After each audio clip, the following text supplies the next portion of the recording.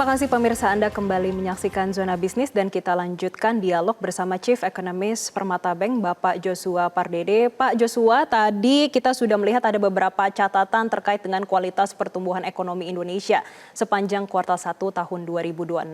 Dan berdasarkan data, kalau kita lihat juga Pak, ini sektor berbasis konsumsi mulai dari sisi perdagangan, transportasi, dan akomodasi, ini justru yang mendominasi. Berbeda dengan sektor yang produktivitasnya tinggi. Ini seperti manufaktur dan juga industri pengolahan, justru ini tidak menjadi kontributor utama dalam pertumbuhan. Bagaimana kita mengartikan ini terhadap pertumbuhan ekonomi Indonesia yang dikatakan impresif 5,61%, Pak?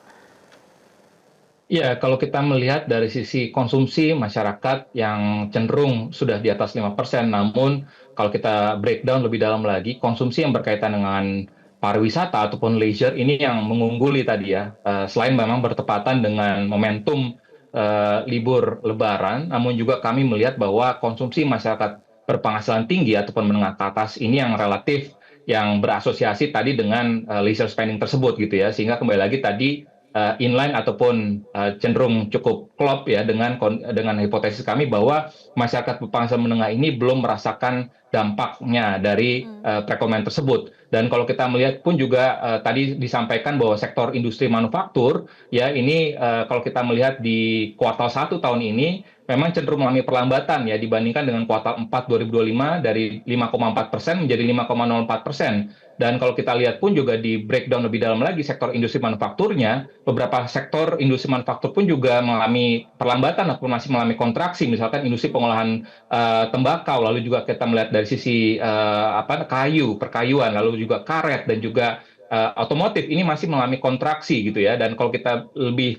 kalau kita melihat lebih dalam lagi tadi misalkan dari sisi kelas menengah yang menurun, ini juga sejalan juga dengan penjualan roda 4 khususnya di segmen LCGC di tahun lalu pun yang juga masih mengalami penurunan yang cukup tajam gitu ya. Artinya memang kembali lagi sementara itu di sisi lainnya masyarakat penghasilan menengah atas yang berasosiasi tadi dengan belanja misalkan dengan kendaraan bermotor EV itu penjualannya kan sangat fantastis ya di tahun lalu. Jadi makanya kembali lagi perekonomian di tahun lalu sekalipun memang cukup fantastis, tapi kembali lagi ini kita perlu mengingat lagi bahwa di kuartal 2, 3, dan 4 ini menjadi momentum untuk diuji ya. Artinya ketahanan dari sisi bagaimana spending dari pemerintah ini apakah akan bisa sustain gitu ya. Karena kalau kita lihat juga di saat bersamaan investasi swasta di tengah tadi kondisi global yang ketidakpastian cukup tinggi dan juga tadi PMI manufacturing sudah masuk dalam kontraktif gitu ya. Artinya probability ataupun kemungkinan untuk melakukan ekspansi relatif juga makin terbatas gitu ya. Terindikasi juga dari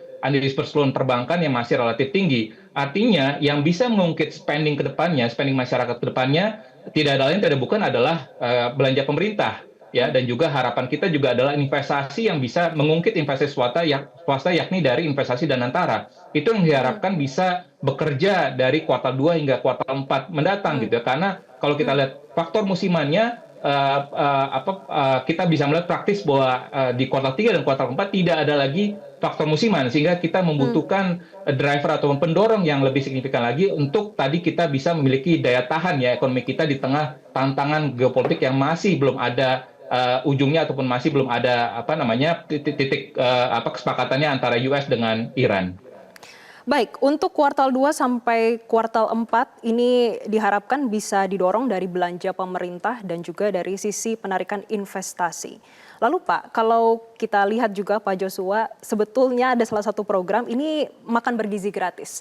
Sejauh mana Anda melihat kontribusi dari MBG dan juga percepatan belanja pemerintah untuk mendongkrak pertumbuhan ekonomi dari kuartal 2 sampai kuartal 4?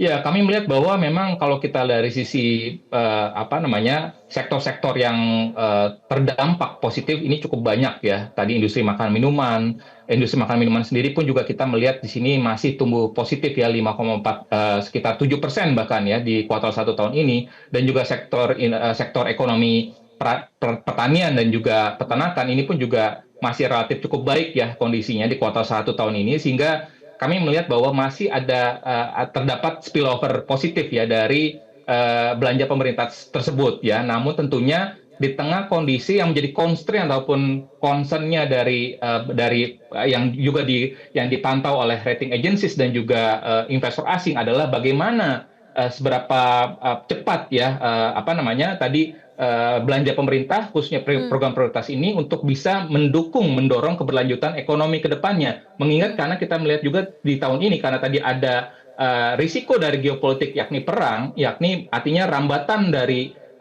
kenaikan harga minyak mentah dan juga pelemahan rupiah, ini pun juga berdampak kepada fiskal, yakni APBN, sehingga akan ada tambahan subsidi energi dan juga tambahan dari anggaran-anggaran kementerian lembaga lainnya untuk bisa menstimulasi ekonomi, sehingga artinya anggaran untuk program prioritas pun juga ini pun juga relatif bahkan berpotensi untuk dipangkas secara terukur ya artinya dan ini juga sudah disampaikan bahwa misalkan untuk program untuk daerah 3T masih dilanjutkan tapi di luar 3T ini pun juga dikurangi pemberian MBG-nya dan juga mungkin bisa ke depannya berdasarkan pernyataan dari Kementerian Keuangan pun juga ini bisa dikurangi juga ke depannya. Jadi artinya ini menjadi hal yang harus diperhatikan bahwa belanja yang besar dari program prioritas ini positif, namun kita melihat bahwa ada constraint, ada isunya di mana kita pemerintah pun juga menghadapi tadi keterbatasan fiskal, sehingga ini harus menjembatani ada juga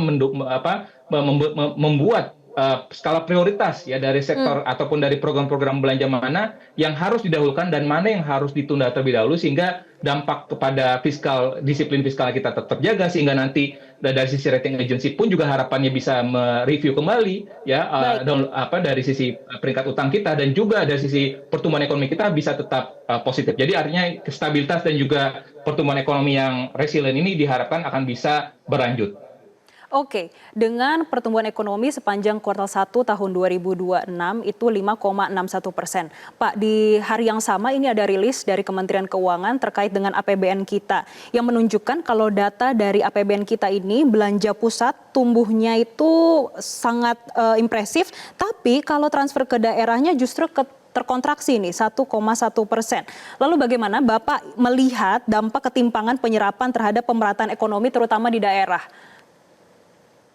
Ya, memang konsekuensi tadi dari bahwa keterbatasan anggaran atau fiskal pemerintah, tentunya program-program pemerintah pusat ya cenderung mengoverlap ya program-program kebijakan yang sudah mungkin diinisiasikan oleh pemerintah daerah dalam hal ini. Namun juga tentunya kita berharap kembali lagi bahwa sekalipun memang akan ada rasionalisasi ataupun mungkin ada perampingan dari anggaran program-program dari pemerintah yang diinisiasikan oleh pemerintah daerah, namun tetap saja bahwa kita melihat bahwa dampak yang ditimbulkan tadi dari sisi bagaimana perputaran uang tadi dari sisi masyarakat berpenghasilan rendah yang didrive tadi oleh program prioritas ini dapat bisa mengakselerasi juga ya bukan hanya di tingkat pusat tapi juga di tingkat daerah sehingga memang ini menjadi salah satu hal yang juga harus dihadapi oleh kepala daerah ya. Jadi oleh sebab itu memang bagaimana kepala daerah ke depannya pun juga perlu lebih ramah ya terhadap investasi. Jadi bukan hanya mengejar penghasilan asli daerah, tapi juga bagaimana kita meningkatkan tadi agar investasi ini bisa menjadi salah satu upaya jalan tengah untuk bisa mendorong pertumbuhan yang berkualitas. Karena dengan adanya investasi, artinya industri bisa bergerak, gitu ya. Artinya dan berikutnya akan diikuti juga oleh penyerapan tenaga kerja. Artinya ini akan bisa menjawab tadi dari sisi bagaimana untuk bisa meningkatkan pendapatan real masyarakat, khususnya masyarakat berpenghasilan rendah. Jadi artinya pemerintah daerah pun juga tidak hanya mengandalkan dari sisi belanja ataupun program pemerintah pusat saja, tapi juga bagaimana berinisiatif ya mempromosikan potensi-potensi ekonomi di daerah untuk bisa menarik investasi. Karena ini menjadi salah satu momentum yang sangat penting sekali untuk kita bisa pemerintah daerah ke depannya untuk bisa meningkatkan kualitas pertumbuhan di daerah. Baik, terima kasih Chief Ekonomis Permata Bank, Bapak Joshua Pardede sudah memberikan insight-nya bagi pemirsa Zona Bisnis Metro TV. Pemirsa Zona Bisnis akan kembali usai jeda berikut ini. Tetaplah bersama kami. Jelajahi cara baru mendapatkan informasi. Download Metro TV Extend sekarang.